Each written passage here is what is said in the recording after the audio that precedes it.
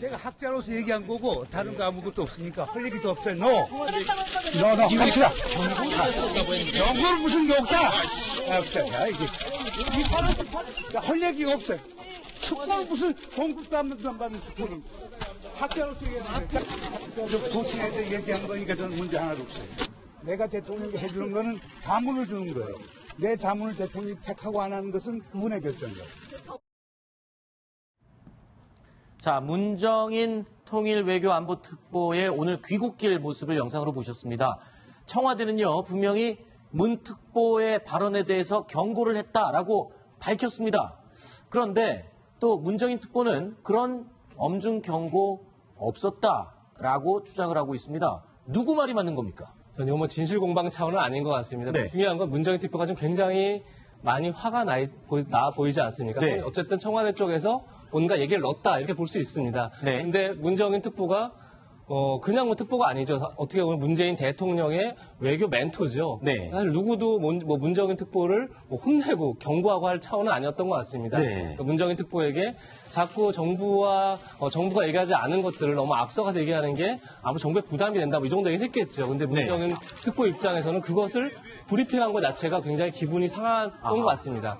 본인이 어쨌든 학자로서 한 얘기를 가지고 그러니까 언론에서 비판한다고 해서 그것을 자기에게 책임을 떠넘기는 듯한 모습을 보인 것에 대해서 그냥 기분이 상하지 않았나. 글쎄요. 지금 말씀하실 때 학자로서 한 얘기를 그렇게 반응까지 공식적으로 청와대에서 내는 게 좀 기분 나빴을 수 있다라고 설명을 하셨는데 학자이기 전에 지금 대통령, 청와대 특보로 지금 미국을 방문했지 않습니까? 그러면 이거를 나는 학자로서 한 얘기다라고 개인적인 의견으로 그냥 가름할 수 있는 얘기는 아닌 것 같기도 한데요. 맞죠. 그러니까 그 본인이 저런 말을 하려면 특보 요청이 왔을 때 안 받아들여야죠. 네. 안 받아들이고 자유롭게 미국 가서 학회에서 저런 말 하면 됩니다. 그럼 네. 학자로서 말한 게 되는데요. 지금 그에 앞서서 특보라는 지금 그 자리를 차지하고 있는 분이 저렇게 말하면은 네. 누구든지 대통령의 뜻이 아닌가라고 오해할 수밖에 없지 않습니까? 네. 그러면 간단하게 말해서 우리가 중국의 환구시보라고 있지 않습니까? 네네. 거기서 무슨 말하면 공산당에서 말 안 해도 이게 중국 정부의 뜻이라고 생각하고 네. 그다음 미국의 보수당 정권이 들어왔을 때 있죠. 헤리티지 재단의 고위자가 이렇게 말하면 그건 보수당 정권의 이야기라고 받아들일 수밖에 없거든요. 그렇죠. 그런 식으로 문정인 그 특보가 이렇게 말하면요. 본인이 나는 학자로 이야기했다. 이거는 전혀 안 맞죠. 네. 지금 화면에 나왔던 그 문정인 그 특보의 말이 네. 사실은 4월에 문재인 대통령이 뭐 방송기자클럽에서 했던 얘기랑 굉장히 유사합니다. 네. 북핵의 동결하면 한미 훈련을 좀 축소할 수 있다. 뭐 이런 취지의 얘기인데요. 네. 그러니까 문특보의 얘기가 이게 단순히 그 문특보의 그 학자로서의 견해가 아니라 대통령의 의중이 실려 있는 더구나 그 직함이 특보니까요. 언론에서는 특보라는 그 직함에 주목을 하는 것이죠. 네. 그렇기 때문에 이게 굉장히 큰 파장을 일으키는 것이고 네. 지금 현재로서 조금 그 실제적으로 봤을 때 문정인 특보의 이런 말들은 한미 정상회담에 상당한 짐으로 네. 작용하고 있다. 왜냐하면 미국 조야의 지금 여론이 굉장히 안 좋은 쪽으로 지금 흘러가고 있으니까요. 네. 한미 동맹이라든지 이런 부분에서 균열이 생길 것이다. 네. 또 트럼프 대통령과 문재인 대통령 간의 의견이 충돌을 할지는 모른다. 네. 또 심지어는 트럼프 대통령과 문재인 대통령의 대화가 굉장히 짧게 끝날 네. 것이다. 뭐 이렇게까지 지금 얘기가 나오고 있거든요. 언론의 그렇군요. 보도가 그렇게 나오고 있습니다. 그러니까 문정인 그 특보가 발표하는 가중에 나하고 문재인 대통령 생각이 같다 이런 얘기도 했거든요. 그렇기 때문에 꼭 자기가 교수로서 말한 게 아니고 네. 대통령과 교감도 있었다 이런 것을 은연중에 이렇게 얘기를 한 적이 있기 때문에 네. 현재 완전히 교수 입장에서 말한 것 같지는 않은 게 같고 네. 그다음에 여기에 참석한 사람들의 비중이 미국의 한반도 정책을 좌우할 만한 그런 거물들이 참석한 그 세미나거든요. 네. 그래서 미국의 언론의 주목을 받고 더군다나 초청을 했는데 누가 뒀는지 모르겠습니다만 제가 볼 때는 이 동아시아 재단에서 낸 것 같아요. 네.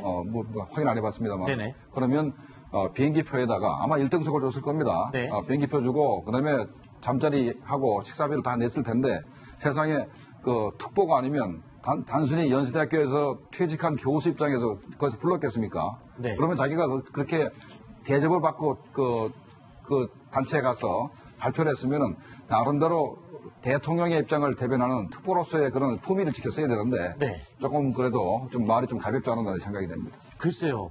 또 일부에서는 자 한미 정상회담을 앞두고 우리의 이 복잡한 속내를 좀 미리 넌지시 좀 알리기 위해서 문특보와 청와대와 갈등하는 것처럼 이렇게 일부러 이렇게 흘리는 식으로 한 건 아닐까 전략적으로요. 왜냐하면 이 미 항공모함이 한반도로 오네 만에 이 내용 갖고도요. 미국 국무부 차관과 그 백악관의 말이 또 다르고 막 이랬었거든요. 그런 걸 비춰볼 때는 우리도 충분히 그런 협상 전략을 쓰는 건 아닐까 이런 생각도 들거든요. 그러니까 전략이라면 굉장히 이제 많이 고민을 한 거겠죠. 네. 굉장히 고급한 거 어떻게 보면 미국에서 주는 메시지가 굉장히 강렬할 텐데 지금 이제 문정인 특보가 저렇게 화를 내면서 했던 걸 봐서는 그리고 청와대가 굉장히 당황해서 그래서 바로 이제 경고를 했다, 엄정한 경고를 했다고 얘기한 걸 봐서는 사실 뭐 사전에 충분히 교감이 이루어져서 네. 이루어진 건 아닌 것 같고요. 이제 문제는 이런 겁니다. 지금 문재인 대통령이 오늘 CBS, 그다음 워싱턴 포스트 인터뷰에서 계속 얘기했던 게 어쨌든 미국과 내 생각은 트럼프 대통령과 내 생각은 다르지 않다. 이걸 굉장히 많이 강조했습니다. 네. 그러니까 어쨌든 첫 만남에서부터 사실은 서로가 공감을 만들지 못하면 앞으로 5년간 임기 내내 굉장히 힘들어지는 거죠. 네. 그런 점에서 이제 빨리 문정인 특보 얘기를 잘랐다고 저는 이렇게 판단이 맞는 것 같습니다. 네, 그렇군요. 알겠습니다. 자, 그런데 이 문정인 특보와 청와대의 이 엇갈리는 것 같은 이런 분위기, 이게 지금 한미 정상회담의 예고편이다. 이렇게 분석을 하는 사람들도 있거든요. 자, 한미 정상회담 지금 이렇듯 미국의 대통령과 우리나라의 대통령 좀 껄끄럽고 삐그덕삐그덕 할 걸로 예상이 됩니까? 어떻게 보십니까? 지금 의제 설정에서부터 서로 좀 얘기가 다르고 견해가 좀 다르지 않나 생각이 듭니다. 예컨대 우리나라 같은 경우에는 뭐 사드 부분은 의제에서 빼자고 그러고 오히려 트럼프 대통령은 뭐 엄청 화가 났다. 네. 예, 뭐 이렇게까지도 얘기가 들어가고 있기 때문에 이런 부분에 있어서는 정상회담이 어떻게 흘러갈지는 모르겠지만 그것은 지금 뭐 언론에는 공개가 안 되고 그 양국 이제 순회끼리의 어떤 지금 대화를 통해서 이렇게 그 조율을 하고 있겠지만요. 문제는 뭐냐면 29일, 30일 정상회담 이후에 이것이 이제 언론에 의해서 미국의 언론과 한국의 언론에 의해서 어떻게 평가가 되느냐. 네. 정상회담을 통해서 한미 관계가 굉장히 위험해졌다. 균열이 났다. 이런 식으로 부정적으로 평가되면서 그런 기조가 계속 이어질 경우에 이건 지금 문재인 대통령 지지율이 75%지만 이건 굉장히 영향을 줄 수 있다. 악영향을 줄 수 있는 그렇군요. 그런 중대한 사안이라고 생각합니다. 저는 트럼프의 어떤 특성을 볼 때 네. 이런 그 마찰 이런 걸 최대한 한미 정상에 이용할 것 같다. 네. 트럼프가 저번에 시진핑 주석 왔을 때 자리 하나 배치까지도 자기의 어떤 뜻대로 네. 자기 뜻대로 밀고 나가기 위해서 모든 걸 갖다가 그랬었죠. 자기의 손아귀에 넣고자 하는 특성을 가졌거든요. 비즈니스맨 출신이기 때문에요. 그래서 그 이번에 한미 정상회담이 문재인 대통령이 완전히 미국의 뜻에 응하지 않는 이상 상당한 마찰을 겪을 것 같습니다. 그렇군요. 역대 최악의 한미 정상회담을 꼽히는 게 이제 김대중 전 대통령과 부시 대통령의 만남으로 다들 얘기를 하는데요. 당시에 이제 김대중 대통령이 부시 대통령한테 굉장히 햇볕 정책이라는 얘기를 많이 합니다. 햇볕 정책이 네. 왜 필요한지.